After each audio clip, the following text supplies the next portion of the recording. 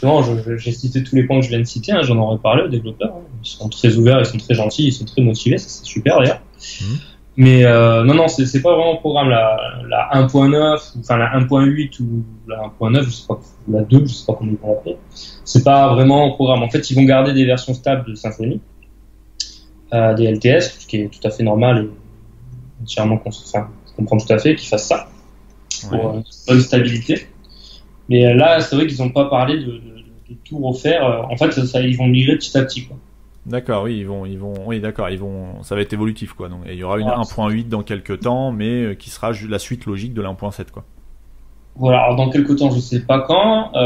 Tout ce que je sais, c'est que là, au niveau du front office, il va falloir refaire énormément de choses parce que quand on va passer à cette fameuse version full Symfony, on aura du tweak de partout.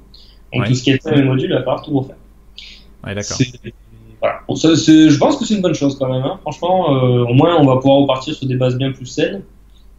Pouvoir avoir des nouveaux outils bien plus poussés et on va pouvoir vraiment faire quelque chose de propre, quoi.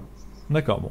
Donc on verra à suivre. Donc j'ai vu que tu faisais aussi dans tes prestations en tant que freelance, tu proposais donc dans le cadre d'un projet de création de site, tu proposais notamment la partie web design.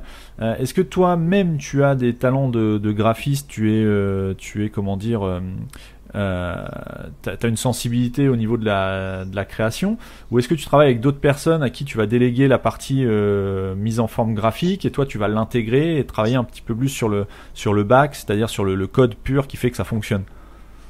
Alors moi, c'est vrai que c'est normal de faire du graphisme. Enfin, au début j'en faisais parce qu'au début on prenait un peu tout et ma formation vraiment m'a appris à faire du Photoshop, tout ça.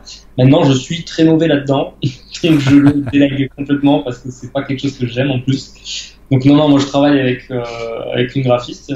D'accord. Qui était d'ailleurs dans la boîte dans laquelle je bossais au début. D'accord. Et puis elle fait une partie d'intégration, et moi je fais vraiment tout ce qui est dev aussi derrière.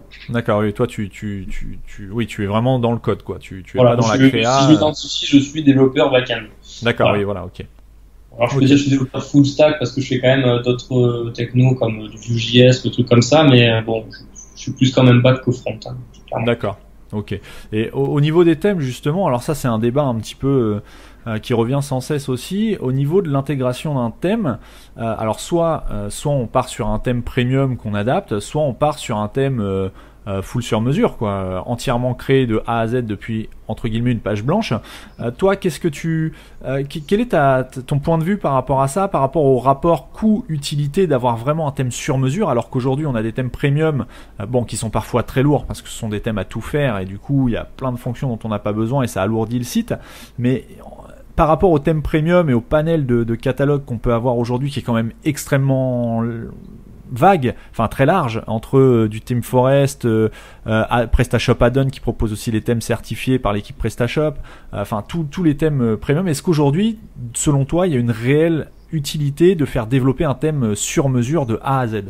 Ah, oui, alors, il y a clairement une utilité qui est primordiale et que que tous les développeurs de thèmes oublient, c'est le SEO. Oui.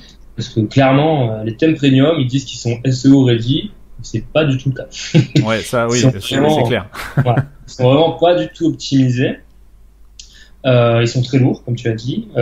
C'est vraiment à chaque fois une interface différente. Il n'y a pas de standard. Il n'y a pas souvent les choses qui marchent. C'est vrai que sur du ThemeForest, niveau sécurité, c'est catastrophique. D'ailleurs, je crois que c'est PrestaEdit. Il avait mis sur Twitter il n'y a pas longtemps.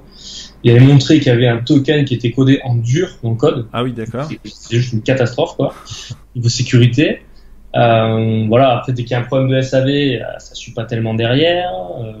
C'est pas français en même temps. Tout à fait. Les thèmes du PrestaShop Add-ons, j'en ai très rarement utilisé. Pour les versions 1.5, oui, ça allait, mais c'est pareil, des fois, dès qu'on a besoin d'un petit renseignement, les développeurs, malheureusement, ils répondent pas trop. Ils ont au moins le mérite, les thèmes qu'on peut trouver sur Add-on ont au moins le mérite d'avoir été, on va dire, validés par la team PrestaShop, quoi. C'est ça. Alors, s'ils sont validés, c'est quand même que derrière, ça tient la route, parce que, voilà, c'est ça. Au niveau des modules, pour valider un module ça prend énormément de temps à valider sur Add-ons parce que niveau sécurité, niveau des standards et tout, c'est lourd à respecter.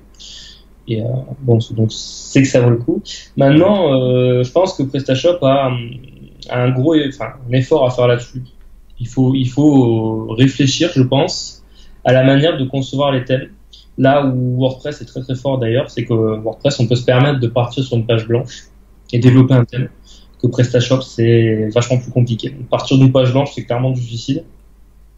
Parce qu'il y a énormément de choses à penser. Je pense à la fiche produit notamment, toutes les conditions qu'il y a en fonction des groupes, en fonction des promotions, en fonction des déclinaisons.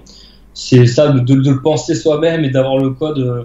C'est pas possible. C'est pour ça qu'il faut partir sur une base faite. La plupart du temps, je pars sur un thème d'origine ou sur le thème starter. Mais bon, c'est le thème d'origine, et on modifie les sources tout simplement. Parce que tu pars sur, t'as une maquette graphique qui t'est envoyée, tu pars sur le thème natif de PrestaShop et tu intègres les éléments graphiques qu'on t'a envoyés, quoi. C'est ça, voilà, il faut modifier module par module. Okay, ouais. C'est vrai que ça, c'est vraiment un point c'est vraiment quelque chose qui me ferait vraiment très très plaisir, c'est que PrestaShop fasse quelque chose de vachement plus souple, qu'on puisse vraiment partir de zéro. Ça serait vraiment génial, mais ça reste du e-commerce. Il y a énormément de contraintes et de conditions, donc tout à fait. Ça reste aussi de l'open source, et qui dit open source dit que ça doit correspondre à une cible très large, et donc ils doivent embarquer ils doivent embarquer un maximum de fonctionnalités. De mémoire, je crois qu'il y a plus de 350 fonctionnalités sur PrestaShop, un maximum de fonctionnalités pour répondre à l'audience la plus large, quoi, en termes de besoins. Donc, c'est vrai qu'en plus c'est pas vraiment. En fait, les fonctionnalités il y en a beaucoup dans le corps, c'est pour ça que c'est lourd, quoi. C'est lourd. Oui. C'est compliqué. Ouais, tout à fait. Bon.